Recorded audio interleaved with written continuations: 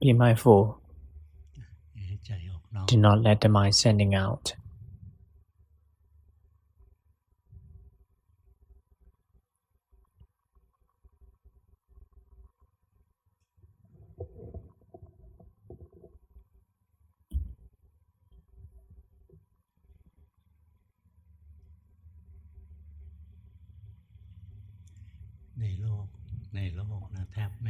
In this world, there are barely people who are become self-aware. People in the world full of those who are lost in thinking about future, lost in thinking, in seeing and listening. They lost all day. If your mind being lost, you forget about the body and forget about the mind. You couldn't learn about the body and mind. It is actually cause and effects. To practice Dhamma in Buddhism, we aim for transcending the suffering, the end of suffering.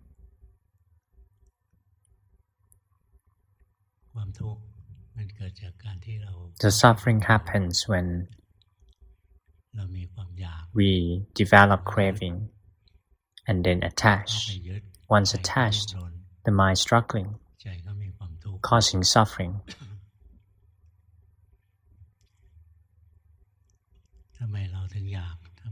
Why we are developing craving and attachment? Because we don't know the truth of the body and mind, the truth of our life, that our body and mind is not something that we should hold on to, full of suffering, impermanence, and non-self. It's not ours. We cannot command them. Because we don't see this truth, the mind tends to develop cravings and attachment and struggling and mental fabrications and then ultimately suffering. So if you want to get rid of the suffering, you can't just all of a sudden get rid of it. You have to get rid of the cause of suffering. The suffering is pain, ache, death, parted from the loved ones, parted from the things that you love, or face something that you dislike, or you become displeased, dissatisfied with those you haven't got the things that you like. You feel frustrated. These are the things called suffering, which merely examples by the Buddha. Nobody wants to become suffering. Nobody wants to become suffering. But we have no idea how to transcend the suffering. Through the wisdom of the Buddha, we can do it. If you come to practice Dhamma, and you will be amazed of how much wisdom he attained to be able to transcend the suffering, because it's very difficult. Suffering because of the death, parted from loved ones, pain, being painful, face something you dislike. These seems to be have no exit, have no solution. The Buddha said that the suffering is the problem, but how could we solve this problem? First of all, we have to understand the cause of it, and then if we can fix the cause, we can fix it. You cannot fix the problems, you have to fix the cause of the problems, so the problem wouldn't arise. For example, when there's a fire and you think that you called someone to put out the fire, but actually those people didn't put out the fire, but they put out the cause of fires. For example, the heat. If the heat is too high, then you put water into it. and then it will extinguish. See, if the cause is gone, then the flame is gone as well. Even when we want to put out the flames, we have to extinguish its causes. For example, if there are a lot of oxygen giving rise to the flame, we put foam around it so that there will be no oxygen left and the flame will be put out. Nobody can put out the fire directly.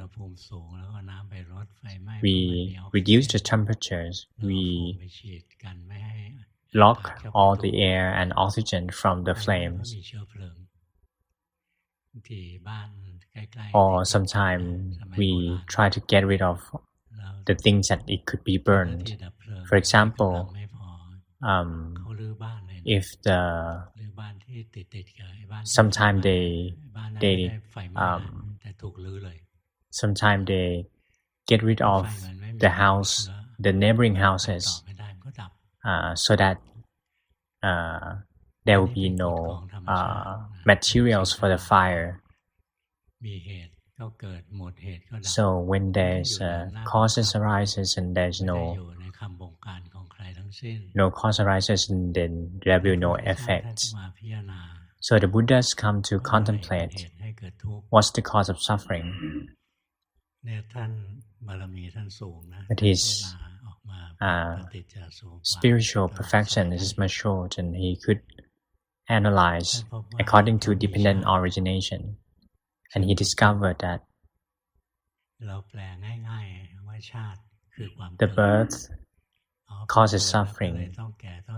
We translate it as when the birth happens, when we have to face the being parted from loved ones, and we have to face different sort of suffering. If you explain like this, it's not actually perfect yet. The Buddha said that various kinds of suffering, if you want to fix all kinds of suffering, then it's impossible, because there are many causes of suffering, because there are different kinds of suffering. So he looked at the overview from different sort of problems. It all boils down to the attached aggregates are suffering, which can be boiled down to aggregates. The attached aggregates are suffering. This is when I heard these phrases from the morning chanting from Cholapatan temple when I was ordained as a monk back then. And I realized that if you don't attach to the aggregates, then it wouldn't cause you suffering. But that was misunderstanding, because the attached aggregates, the aggregates that you attach, is actually technical terms. Whether you attach it or not, is actually suffering itself. It is just to describe different kinds of aggregates.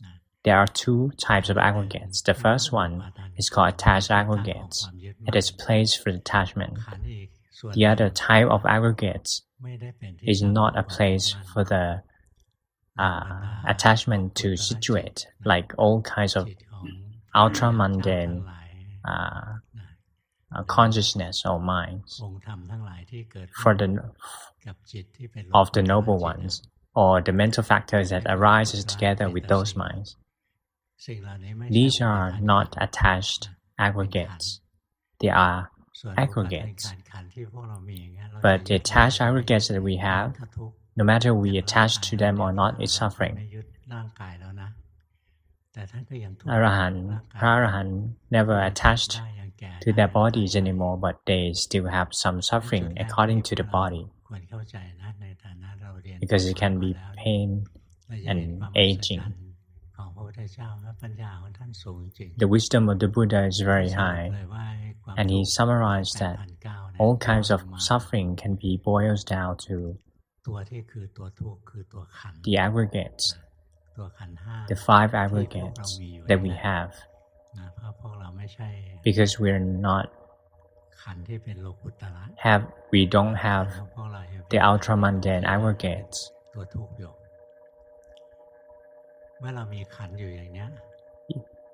Even though we still have these aggregates, can we extinguish the aggregates themselves? It's impossible. For example, this body has its karma. This karma allows our body to be in a particular shape and particular features. Once it happened, we cannot command it not to be born again. Because when we born and aging, we cannot command it not to age. We cannot command it to not die or just only face happy things. We cannot do that. Or command not to be parted from loved ones. That's impossible. Once we cannot command all these things, meaning that you cannot fix the aggregate. So he investigates further that we become suffering. Or we suffer because of the aggregates are deemed as us. We think that we are the one that aging. We are the one that painful. We are the one that we pass away. When we have to part the loved ones, it is like us who are parting from loved ones. There are us in these things. There are misconceptions. You see the aggregates as us and belong to us. But in nature, once arises, it stays and falls away eventually. So if we think that the aggregates, the 5 aggregates are us, once it's changing, then we'll be miserable that, oh, we're aging now, there's a gray hair, where we have to in pain, or we have to die at 820 years old. We'll feel pity, we feel sorry, because we think that our body and mind is us. But the Buddha viewed the problem in another way. He viewed this problem as cause and effect. He doesn't look at the whole problem, but he separates the problems into different parts. Like 5 aggregates, if you know how to practice Dhamma and you have developed a stable observers, once the mind becomes stable observers and the mindfulness knows the body, you can feel that the body and mind are separate. If your mind becomes stable observers and the mindfulness knows the feelings like happiness and happiness, and you start to see that the feelings are not the body, and the feelings are not the mind as well, it's another part. Parts mean aggregates. In Pali, 5 aggregates seems difficult and frightening, but actually it means parts. It's 5 parts, comprising as us, and we think that we have 5 parts. But if you could see them separate, you no longer see us. Once the mind becomes stable observers and the mindfulness know the body, you can see that the body is not us. You see that the body is not us. If you can further separate the aggregates, the feelings like happiness and happiness, once sitting for too long it's become painful. Once the mind becomes stable observers, then you can see that the feelings, the pain, infiltrate the body is not the body, and it's not the mind as well. It's another part. It's another aggregate called feeling. This happiness within the body doesn't tell that it is us. The suffering never told us that it is us. Happiness within the mind never told that it is us. The suffering within the mind never told us it's us. Neither happiness nor unhappiness within the body never told us it's us. We just assume, we just take it for granted. And even the body itself never told us it's us. The mind is the one that takes it for granted that it's us. So we have developed a misunderstanding, wrong view. This is called vipalat in Bali. So all kinds of people in this world are vipalat. Vipalat doesn't mean crazy, being lunatic, no. People use the word vipalat as being crazy or lunatic. But actually it's misinterpretation from the truth. If your mind becomes stable of service and mindfulness know the body, and these 5 aggregates, you see them separate. The body is one part, feelings, happiness and happiness another part, perceptions another part, mental formations, good or bad, another part, the mind is another part as well. But the mind is the boss. Why use the thumb as representing the mind? Because the mind is the boss of them all, boss of all the kinds of Dhamma. When you have the mindfulness, and the mindfulness knows the body, sometimes the mind knows the feelings, perception, mental formations, or even the mind itself. Or if you have the stable observers and the mindfulness knows within these 5 aggregates, you will discover that there is no us. It's like the 5 aggregates once together, we think that is us. It's like a car. We think that the car is real.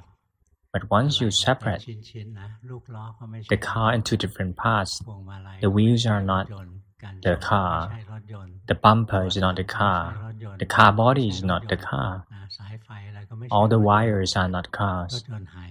So the car disappeared. The car becomes real when everything comes together. So, likewise, us that we think that is us, because they comprise together as one piece as us, and we attach and love this one. Once this us aging, we feel sorry.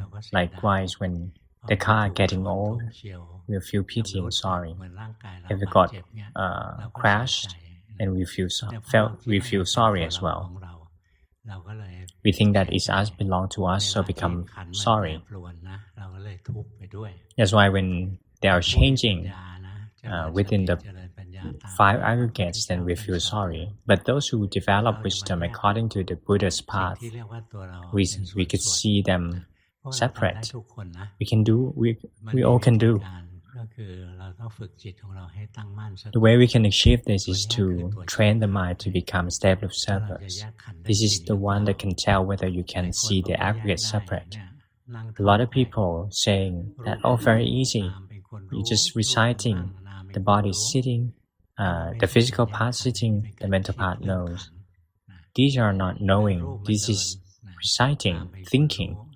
The body walking, the mind knows. If you keep on thinking and you think that you're separating the aggregates, that's not the case. It's just thoughts. To be able to see the aggregates separate truly, the mind needs to become stable observers, because that initial wisdom cultivation. We have to train this. If you want to liberate it in this life, then you have to train for it. To see the aggregates separate, it requires stable observers and right samadhi. Aggregate separation is the wisdom, and the right samadhi is the proximate cause of wisdom. This is the one that is a telltale. When I come to practice and go to see different school of practices, very prominent schools, But small schools, sometimes I didn't go because I don't know them. Some schools very good. Some school just only the master that doing correctly, but the disciple couldn't do it. But some schools, both masters and students cannot do it. So, what point that will tell whether they practice correctly? It is right samadhi. If you don't have the right samadhi, then you couldn't cultivate wisdom, because the right samadhi is the proximate cause of wisdom. Without right samadhi, there will be no wisdom. The first initial wisdom cultivation is seeing separation of the aggregates. You see, and then you could see that they are arising and falling away. And the things that could give rise to the true vipassana practice is to see the three characteristics. For example, you see that the body is subject to this impermanent suffering and non-self. You have to see it, not thinking about it. This is when you're cultivating insight practice. If you can see the three characteristics, then it's not vipassana practice. If you think about three characteristics, it's not vipassana practice. You have to see it, so it becomes vipassana.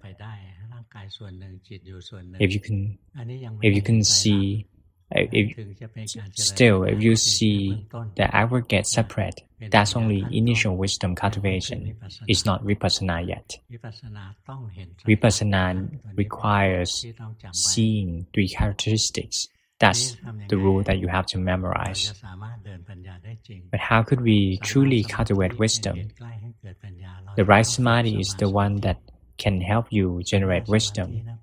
You have to train for the right samadhi, which is quite pity because a lot of people think that they have samadhi.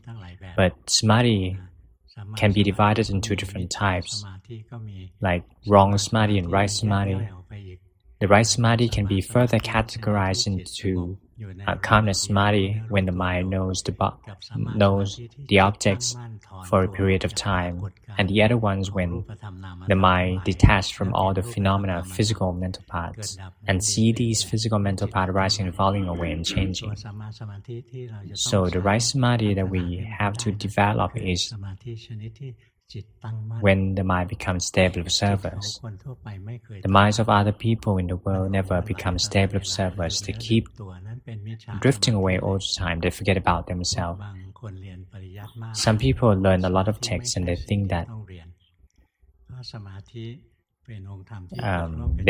the samadhi is not something to be learned because they are rising together with all kinds of mind. That's correct. Because when the bad guy wants to shoot people, they require samadhi as well.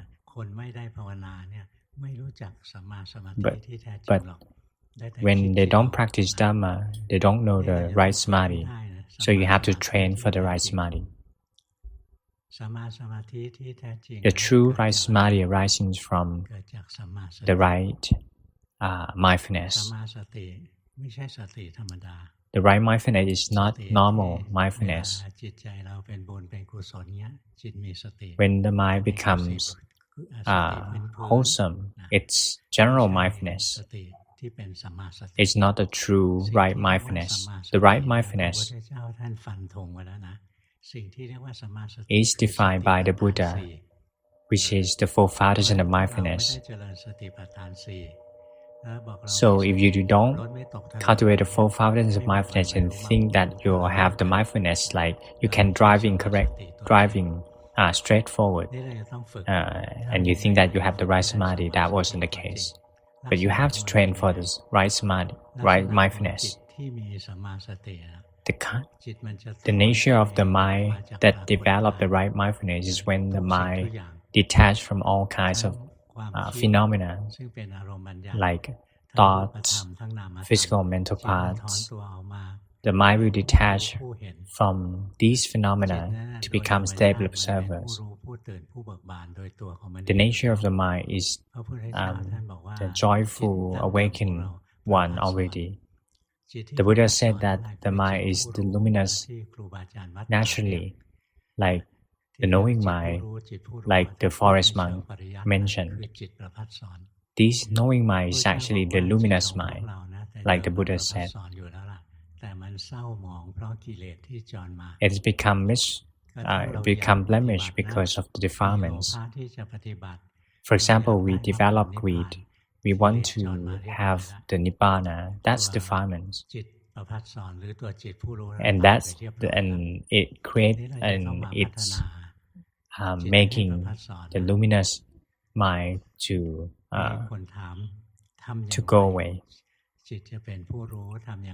Some people ask how to make the mind knower or luminous, and I answered, you can't do it, otherwise it becomes a self. The Buddha said that the mind itself, it's luminous, but it becomes miserable because of the defilements. That's why we have to cultivate mindfulness, especially when you knowing your own defilements. If defilement comes, and you don't have to do anything, the mind will become luminous on its own. The mind becomes stable observers on its own. The forest monk said that, call this one knowing mind. It's actually the same thing. But this kind of mind was destroyed because of defilements. Many years ago, I wasn't ordained yet. I was practicing Dhamma in one of the branches of Luangpu Temple. Luangpu already passed away a few years ago. And there are not many masters left. And there was one day, the monks already had their breakfast, and I was eating my breakfast as well at the same time with the monk. And once I washed all the dishes, I look around the temple. The whole temple is actually in the middle of the rice field, and there's only one tree. It's called Gathon or Gadon in Thai. In the middle of the day in Surin province, it's very scorching. When the wind passed, it's very hot. But I saw one tree, and I looked at the tree and thought to myself that today I'm going to practice Dhamma around here, sometime walking, sometime sitting, till dawn. Just thinking.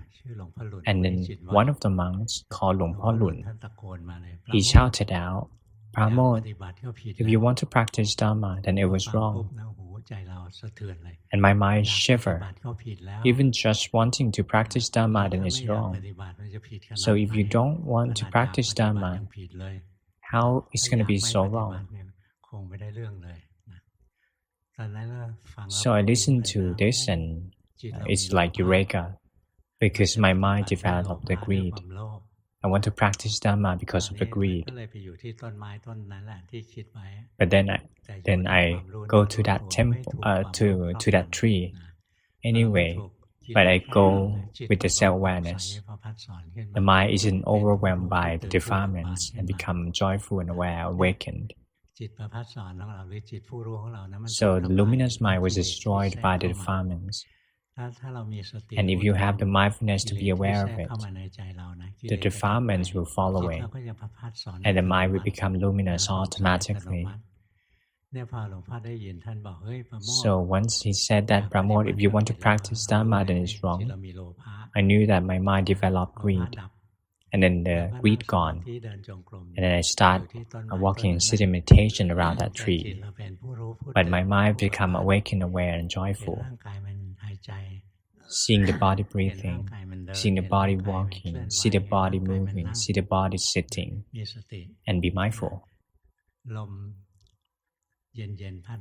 When the breeze comes, sometimes a cold breeze, the mind becomes satisfied, and also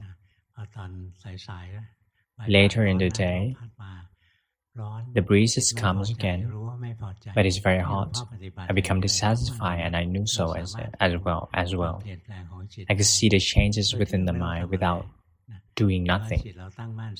If your mind becomes stable and observant, then the wisdom arises on its own. The right mindfulness, once fulfilled, will complete the right samadhi. Once right samadhi is fulfilled, then the right wisdom will arise. Once the right wisdom has been fulfilled, then it will complete the right liberation. Even liberations need to be correct, need to be right, because other disciplines, other religions, they have the liberation as well. Like there's no thought, no feelings, and no self-awareness at all, and they think that they become nibbana. But that's the nibbana for mirror perception of Brahma deities. That's very dangerous. These Brahma deities, it is the realms that the Bodhisattva would never arise in that kind of realm, because they just become blunt and no mind, just only the body. It's not very good realms. You shouldn't think it as a nibbana, because nibbana wouldn't be that bad, because the mind needs to have highest quality to feel the nibbana. Nibbana is actually an object. If there's an object, there will be the mind to know the nibbana. So when you come to practice Dhamma, you have to train your mind to become stable observer first, so that you can cultivate wisdom. To train the mind to become stable observers, you have to do a lot of mindfulness. You can go to see 4 fathers in the mindfulness. The very first thing that he taught is you have to have the home base. It's a house of the mind. It is a place for the mind to reside. Some people heard that this person used the mind as an object, as a home base. But this person is like a millionaire. Their mind is very vast. Their house is very vast, but our body is very narrow. But if their minds are very powerful, they can use the mind as an home base, and that's their business. But if you can't use the mind as a home base, and you want to use it, it's like you try to construct huge houses, and then it will go to the bank later on. So you have to choose the meditation objects wisely. If you have strong mindfulness, you can use the abstract part. But if you don't have the strong mindfulness, then you can use the physical part. Because the mind is something that arises and falling very quickly, and it's scared very quickly as well. Sitting for a while, the mind drifts away for 100 times, but the body never escaped us. It's just the mind that forgets the body. So the easiest part is when you use the body as an object of meditation, as a home base, which can be further categorized into different ways, like breathing in and breathing out, be aware. We don't aim for calmness. If we breathing for calmness that before the time of the Buddha, we aim for mindfulness. Once the mindfulness is good, then the right samadhi will rise, and then vipassana will rise later on. Once fulfilled, then the attainment will arise. So you have to conduct the right mindfulness by using the home base within the 4 fathers in the mindfulness. For example, breathing in, breathing out, be aware. Breathing in, be aware. Not like become joy or stress too much.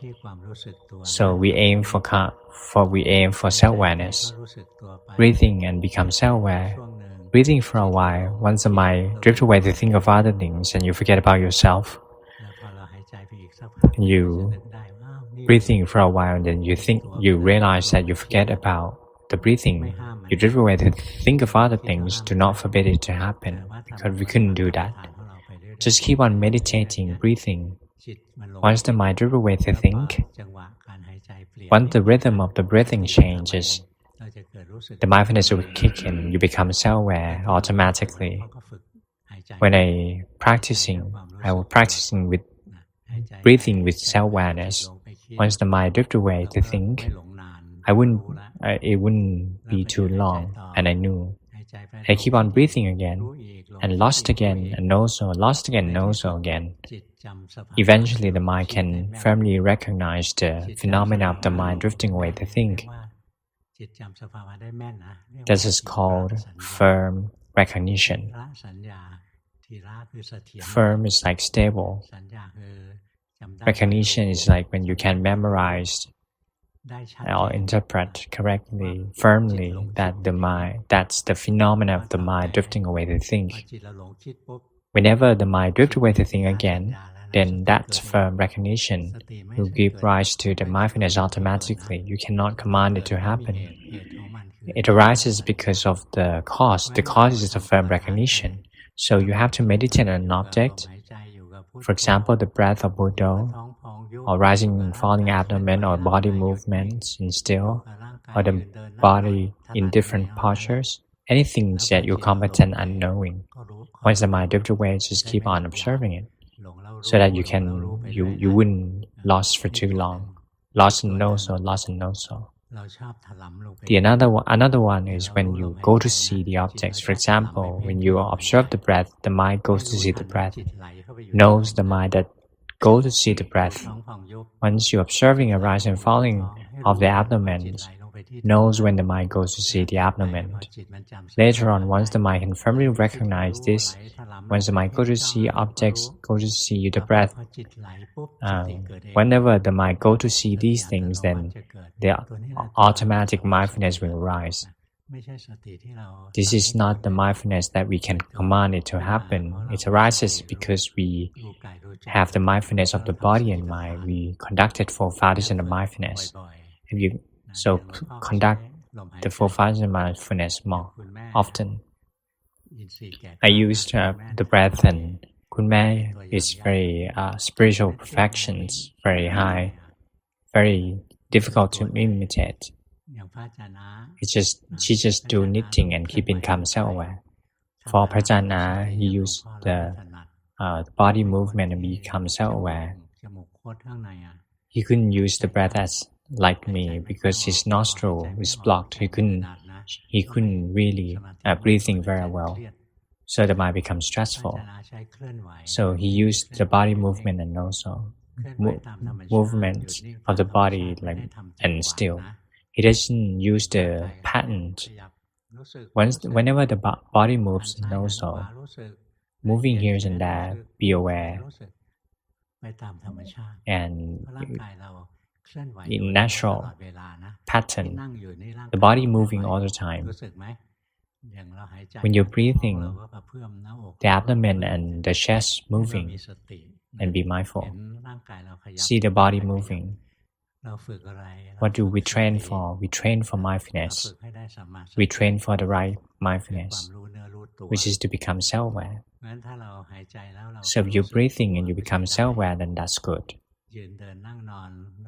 If you're doing 4 postures, you're not drifting away, you're not overcasting, that's good.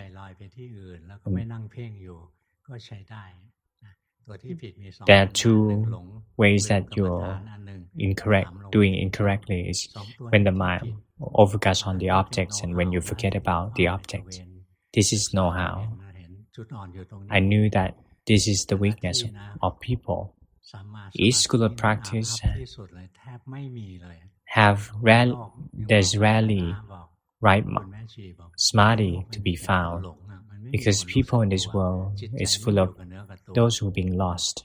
Their mind is not with themselves. They're lost in thought, lost in seeing, lost in listening, lost in tasting, lost in smelling, lost in feeling through this physical, and also lost in thoughts. They're lost all the time. Once they're being lost, they forget about the body and mind. So how could they learn the truth of the body and mind if they forget about the body and mind and all focusing on the body and mind? To be able to learn about the truth of the body and mind, the mind needs to be stable observers. Don't forget about the body and mind. Don't focus on the body and mind. Those who can focusing on the body and mind, they're controlling the body and mind. Even 100 years, there will be no attainment. They just become stressful. So while practicing, initially, memorize this, uphold the 5 precepts. 5 precepts will allow you not to become scattered and set aside time for formal meditation. You have a lot of time to watch series and listen to music.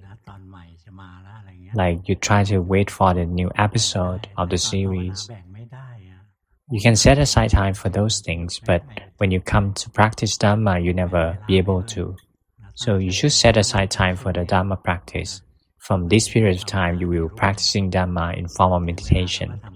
Once the time comes, you meditate. Sometimes I use the breathing, and once the mind drifts away, and also the mind go to see the breath also. You can use any object of meditation within these 4 foundations of mindfulness because they are related to the body and mind and usable. Do this every day. We don't do this for the calmness. We don't do this for calmness samadhi, but for the mindfulness for the self-awareness. We aim for self-awareness, not the calmness. Calmness is only byproduct. If your mind becomes self-aware, then it's already calm. It's not difficult. So every day you need to do formal meditation. For the rest of the time, you can meditate in daily life. Whenever you have to do things that require thinking, your mindfulness and wisdom need to be with the task. But whenever you have free time, like walking to the workplace, you turn on your laptop. When you're moving, you have to be mindful of the body and mind. Or you're going to drink the coffee and sip the coffee at your table. You become self-aware. Be sensing the body moving, sensing the body sipping the coffee, or you become satisfied with the coffee, then know so. Or if it's not the coffee is not good, you dislike it, know so as well. This is when you practice in daily life. The principle of Dhamma practice in daily life is you let the 6 sense contact the world. But once the eye see forms, there are changes within the body and mind also. If the ears hear sound, and there are changes within the body and mind, know so as well. When the tongue tastes, the nose smells, the mind thinks, there are changes within the body and mind, know so as well. There was an auntie, the Karen, go to the temple and try to attack the temple, and you feel irritated, know so. Otherwise, you will gossiping the Karen, Auntie Karen. You think that you're good and the Auntie Karen is bad person, but you gossiping them, meaning that you're not good as well. If you have the mindfulness, and you won't do that. Because if you have free time, you observe your mind. When the eye see forms and you saw the news, aversion arises, you know so.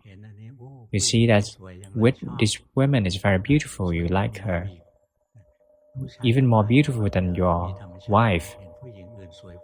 That's very nature of the guys. They see women, other women more beautiful than their wife. You have to be aware of it. Otherwise you'll go to hell. You'll be in hell even while being alive if your wife knew. a lot of women nodding their heads. So to practice Dhamma in daily life, we don't escape the contact makings, but when it happens, know the changings of the mind.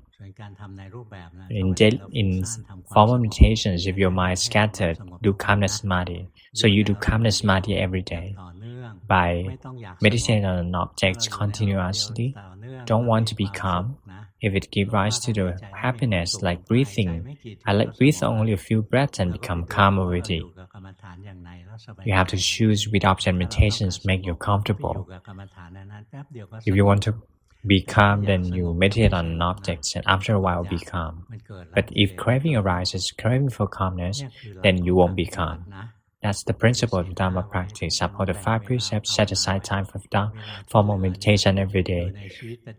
For the rest of the time, in daily life, you don't have to work the tasks that require thinking. Be mindful of the mind and body. Let the contact makings with the world, if there are changes with the body and mind also. For example, if you see crazy person holding knife, you are afraid. Sometimes you're very afraid of the body is stressful. You want to run away. If your mind become afraid, once the eye see forms, there are changes within the body. If you see beautiful girl, for example, the body changes as well. Very distinct in men. There are changes in the body. So observe the changes of the body and mind once you're making contact with the world. Summarize again. First of all, uphold the 5 precepts. Second, set aside time for meditation. You have to be disciplined. Do this every day. And the third one, practice Dhamma in daily life. And if you can do this, then your mindfulness will be quicker. One lost knows, so right away. Once the automatic mindfulness arises, then the right samadhi will automatically arise as well. And it also gives rise to automatic wisdom.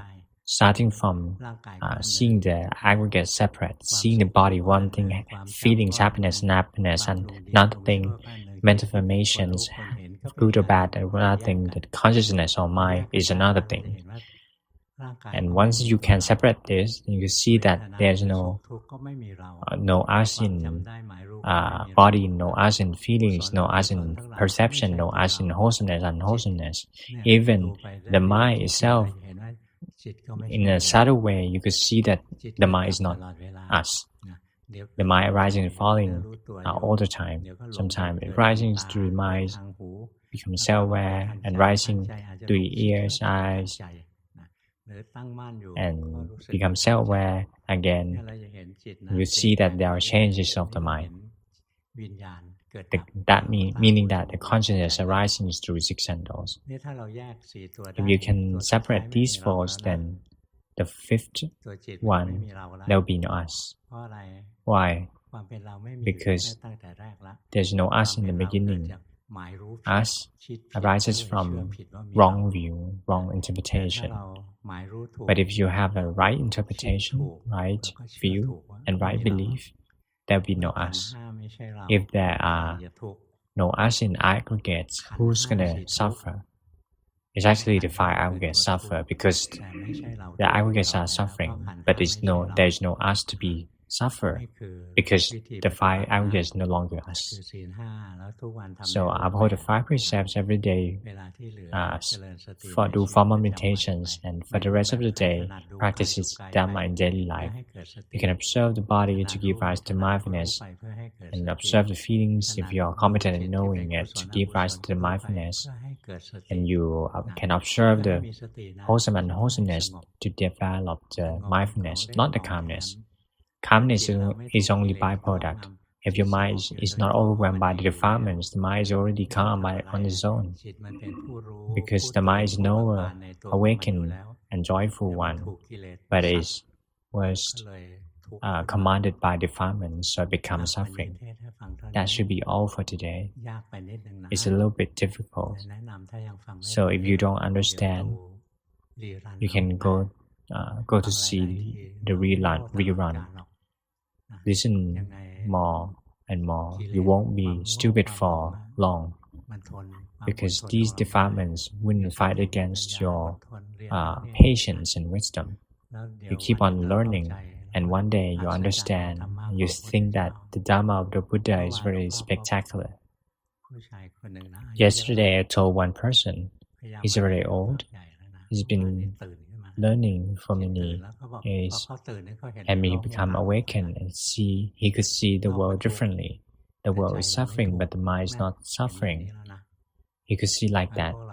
So you have to gradually practicing and see the world parted. Far further away, the suffering is not within the mind, the suffering within the five aggregates.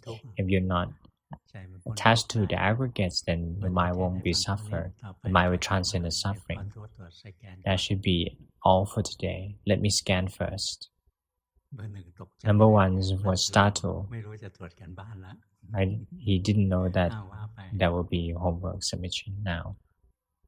Go on. Number one, I practice in formal meditations by sitting for some time. I didn't determine what time, how long, but in daily life I observe the breath and the body alternately. Luangpu said that do not use different objects. Just try to pick one. You can observe the body or the feelings. You have to be determined at observing an object. If you keep on changing, then you won't be able to understand. If you cannot observe anything, observe the body, because the body is not complicated. It doesn't go away. Number two, I just saw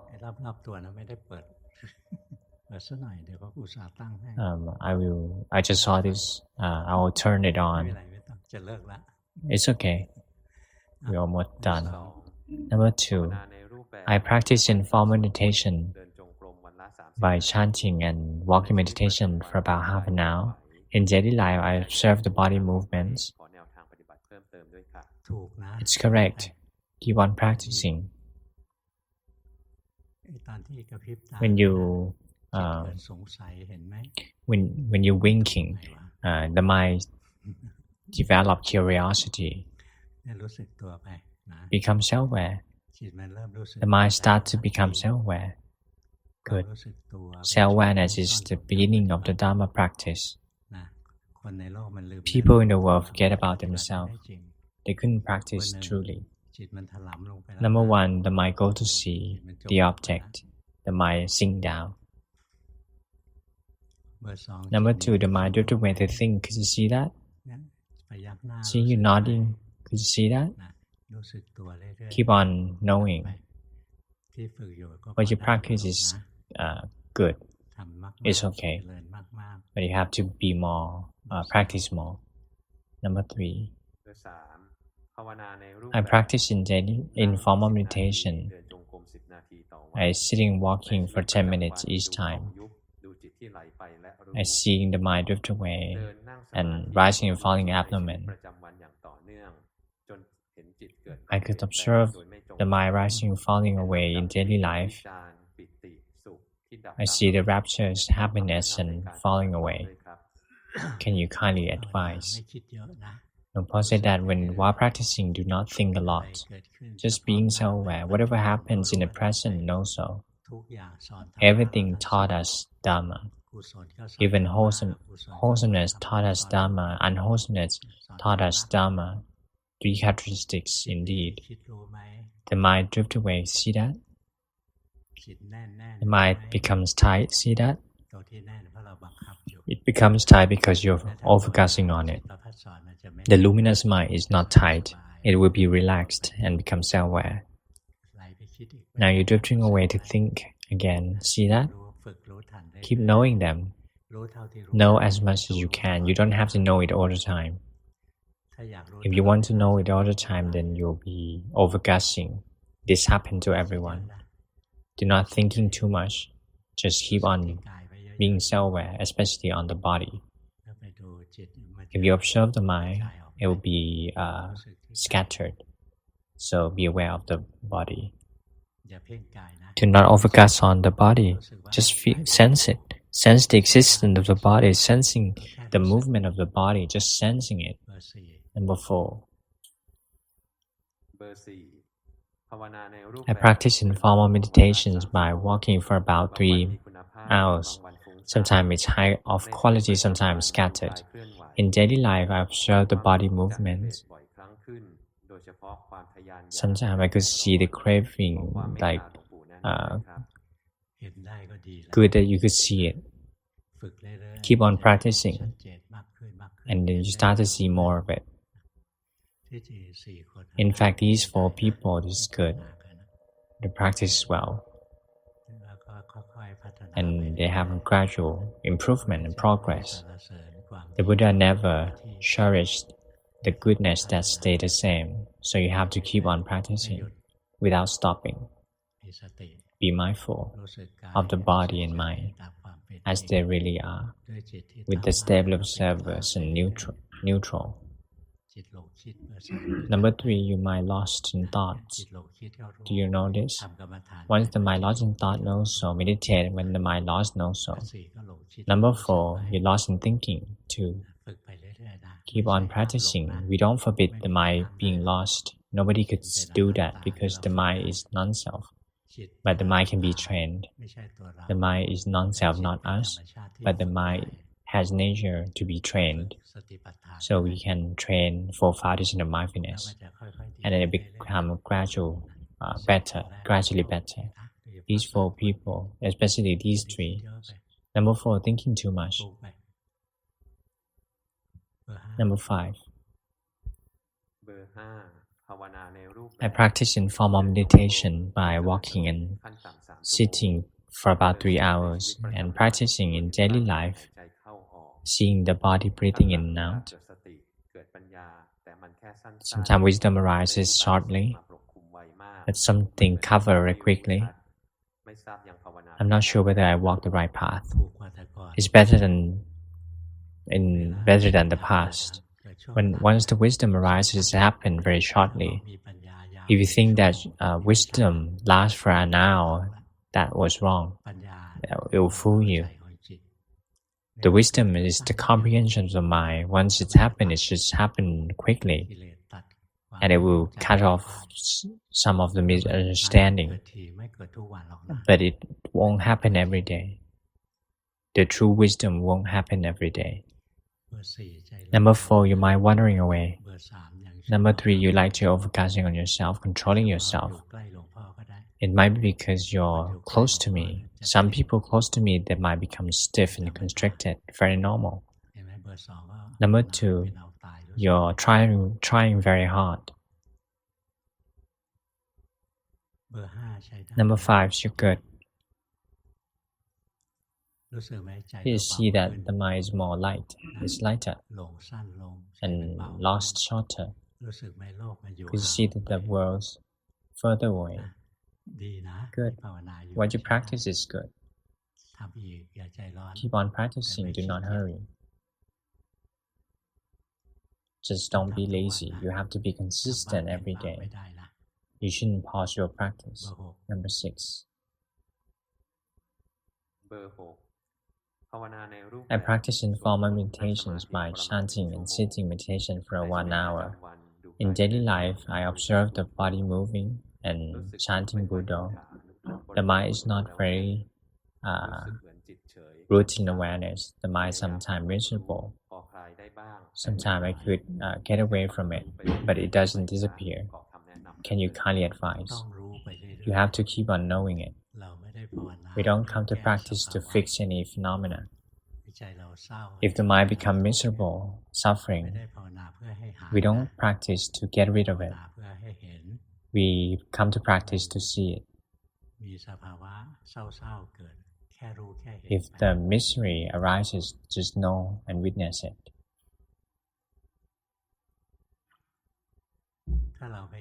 If you don't try to fix it, don't try to fix the suffering. You can see the craving. If you couldn't see the craving will want to fix the suffering. The Buddha said that the suffering to be known, but the cause of suffering need to get rid of it. But you'd like to satisfy the craving by fixing the suffering. The Buddha said that you have to know the suffering, not fixing it. This is the opposite. We do the opposite way.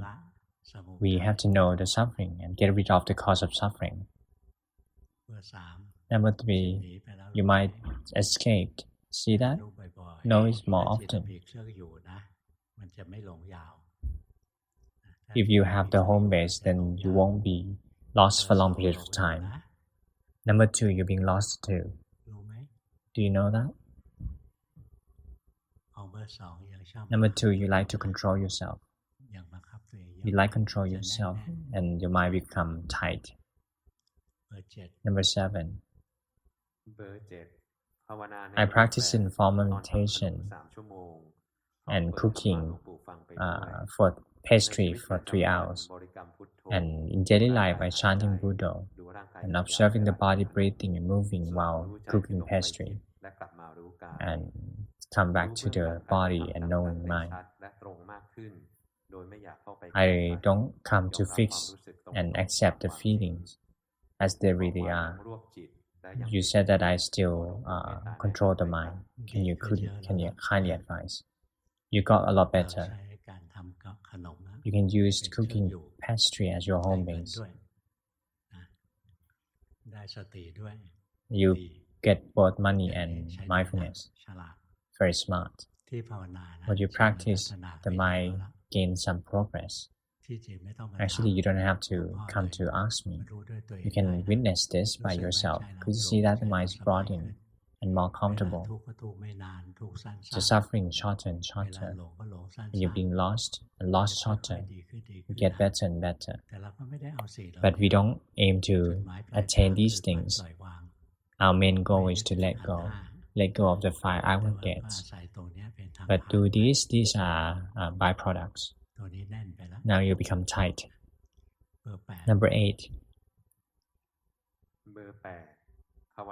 I practice in daily life, in formal meditation by half an hour. In daily life, I observe the breathing and chanting Buddha. I think I can see the aggregates separate. I see the suffering. Luangpu said that keep on practicing without expecting any result. Keep on practicing every day. Whenever you have free time, do so. And then your life and mind will be better and progress. There will be less suffering. If you have enough merit, then attainment will rise. But if it's not enough, then you can go to the next life. If you are patient, everyone's being patient, practice Dhamma without ignoring. The chances to see and be born in Buddhism is not easy. There are 7-8 billion people in this world. It all comes down to only a few to get to know Four Fathers and mindfulness, especially those who come to conduct the Four Fathers and mindfulness. So we have chances, opportunities. So we have to hurry to improve ourselves as much as we can. Be mindful of the body and mind. Uphold the 5 precepts. And be mindful of the body and mind every day. Set aside time for the mind to get some rest, so that the mind gains some energy. If you can do what I said, then the attainment is not something difficult. Attainment is not something further away from our reach. It's not out of reach. If you understand the Dhamma practice, then it's very easy. A lot of people, it's easy, but the rest are difficult. At first it might difficult, but once the mind becomes steady observers, you don't do anything. The mindfulness once knows the physical and mental parts, and you can see the 3 characteristics on its own. The mindfulness knows things automatically. The samadhi becomes stable, and the wisdom have the understanding automatically. So at some point, you don't have to do anything. If you do anything, then the craving arises. You have to keep on practicing. So that should be enough for today. Everyone be happy.